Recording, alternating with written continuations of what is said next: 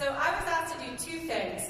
Very briefly, talk about the public workforce development system in Massachusetts. It's taken me 10 years to understand what that is, and I'm going to do that in maybe 5 sentences. The other bigger piece of work is this project that we're rolling out through the Commonwealth, through our office. The Secretary of Labor and Workforce Development is here, Secretary Capillion. She will touch on a few other things that we're working on at a high level, really important issues. I'm going to focus on one of those. So in the 10 years I've been here, I would echo everything we've heard. The labor market is sort of a brutal, messy place, and it is not a one-size-fits-all policy. So everything, I present here today, it's not meant to be the single silver bullet solution.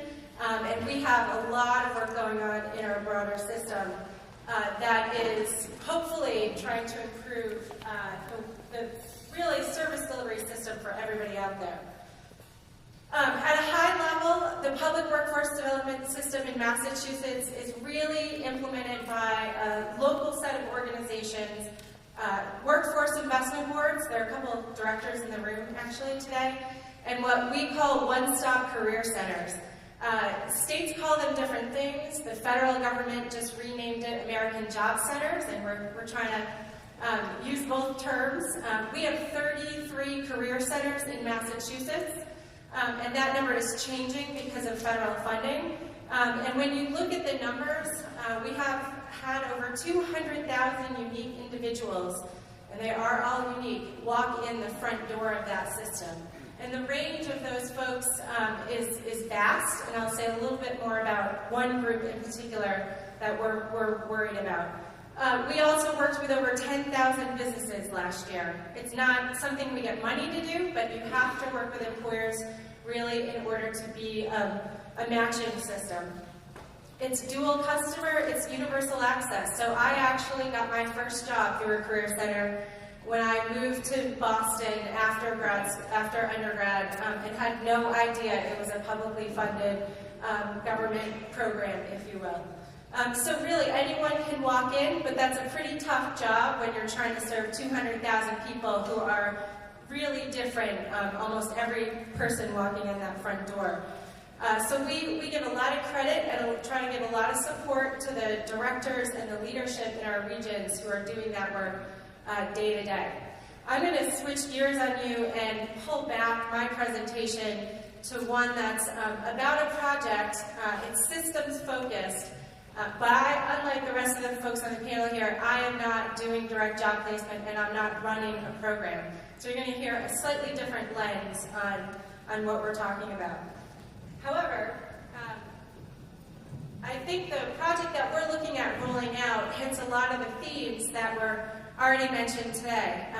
As I said, of the 200,000 folks walking in our door, we have almost half, almost the majority of those folks are walking in our front door with a high school diploma or less. Think about that. In a Massachusetts economy, that's a pretty big barrier. And it's a little different than the long-term white-collar background that has been talked about and mentioned this morning. Very big issue. We also have a group of folks who are chronically unemployed who face major skill barriers to even moving into self-sustaining careers or jobs in our economy. And so as we started to look at that issue, we started to ask the question of what are we doing around career readiness and basic skill issues, and how does that relate to getting a job? Because in our world, we actually don't run adult ed and we don't run community colleges. We really oversee the career center system in the state. In and through our system, we know that we're one of 3 major actors that are trying to help people with basic skill issues. The other is our adult ed system. There are about 22,000 people who are lucky enough to get a free seat in an adult ed program in the state, and there are about the same number of people who are on wait lists to get into those programs. We also partner with our community college system, but the community colleges are also challenged with access to education coupled with folks walking up to their front door with very limited reading and math skills. In fact, 2/3 of the people who apply to community college have to go through math and reading remediation just to get into credit-bearing work. And in the Massachusetts economy, the payoff for a job is a job that requires some level of post-secondary, typically certificates and degrees.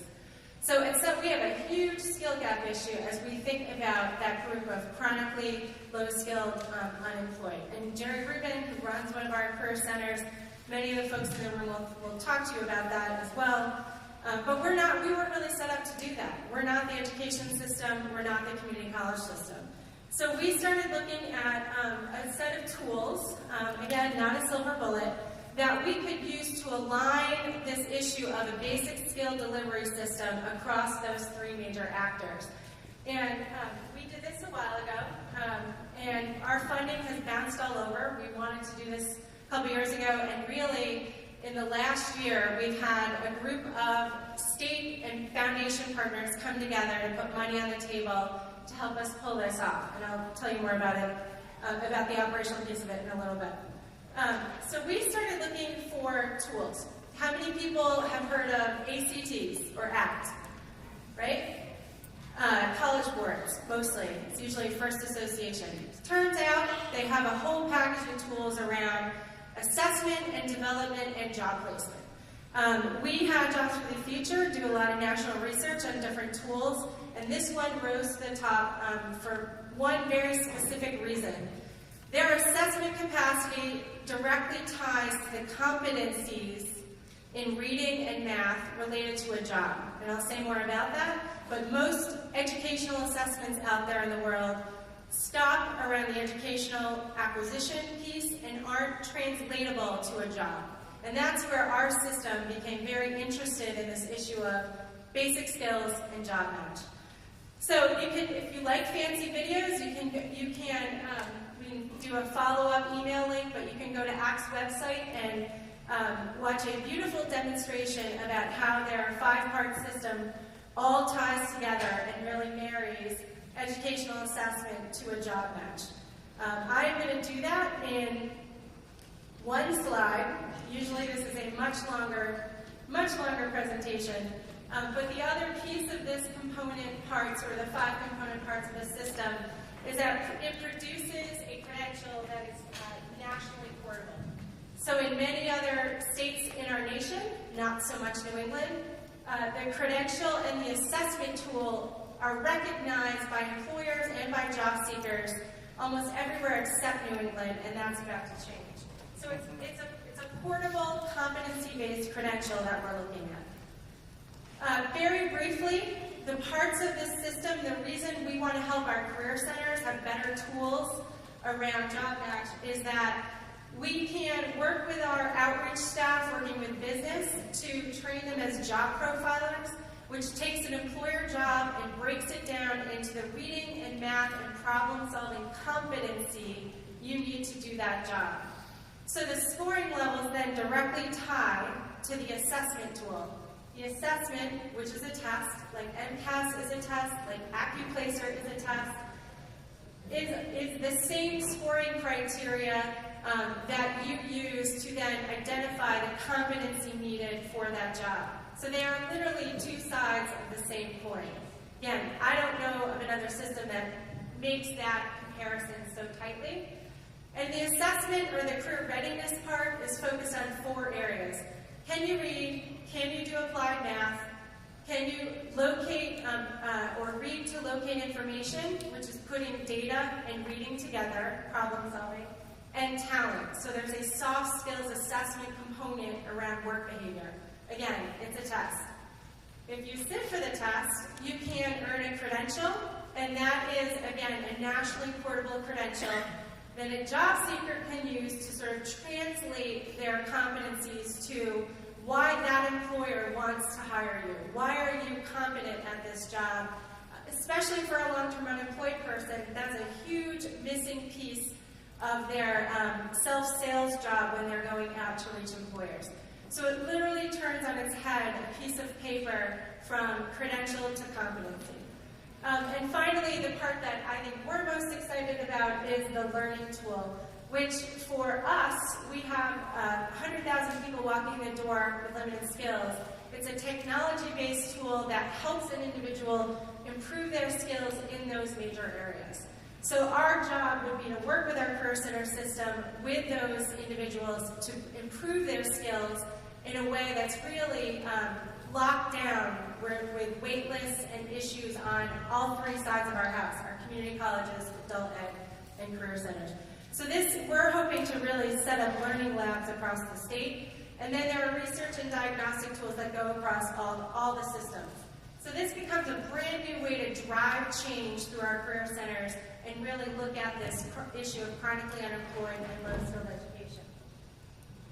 This is a snapshot, and I'm getting waved at time. So there's a learning tool that job seekers use anytime, anywhere. And in general, New England now is coming on board, pulling these tools in. There are some pioneering organizations in Massachusetts that have already done demo pilots, namely homeless organizations, some groups working with ESOL populations, as well as long-term unemployed. And in Massachusetts, just as kind of the final vision or wrap-up for how we want to use the system, our goal is to roll out 100 learning labs across the state at every career center, community college, and adult ed center to advance the skill acquisition of those individuals, really help them with a learning tool, set up career readiness credentialing sites at all of our career centers and community college, to help job seekers get that credential, and then also use it in the job matching process with employers, again, that many folks have already talked about this morning. And finally, we have, you're welcome to take my contact information. We have pulled together $600,000 to do this pilot over 3 years with all of those sites. It is a Herculean effort of contracting, process, community organizing, and operational rollout, but it is one that all three systems are extremely excited about, in that it gives people a new way to help a job seeker or translate that person's skill set so they can sell it to the employer, they can use it with coaching, and they can do that to hopefully change their game around job placement. So I'm happy to follow up, and if any of you can help me with this project moving forward, I welcome that as well. Thank you.